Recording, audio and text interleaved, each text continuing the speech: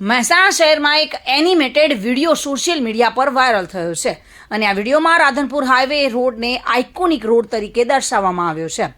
Video viral થતાં લોકોમાં ભારે કુતૂહલ સર્જાયું હતું.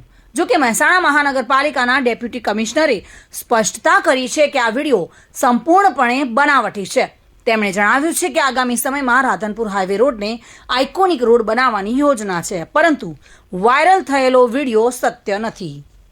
આ મામલે મહાનગરપાલિકાના ડેપ્યુટી કમિશનર દર્શનસિંહ ચાવડાએ નિવેદન આપ્યું હતું કે આવો કોઈ પણ વિડીયો અમારા દ્વારા જાહેર કરવામાં આવ્યો નથી અને આ વિડીયો ફેક છે. મહાનગરપાલિકા આઇકોનિક રોડ વિડીયો જાહેર કરશે તો મીડિયાને સાથે રાખીને બતાવવામાં આવશે. હાલમાં આ વિડીયો અમારા ધ્યાને આવ્યો છે, જો કે આ વિડીયો તદ્દન ફેક છે.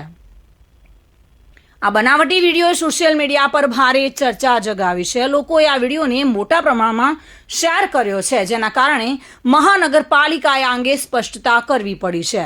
આ ઘટના દર્શાવે છે કે સોશિયલ મીડિયા પર વાયરલ થતી માહિતીની સત્યતા ચકાસવી કેટલી મહત્વપૂર્ણ છે.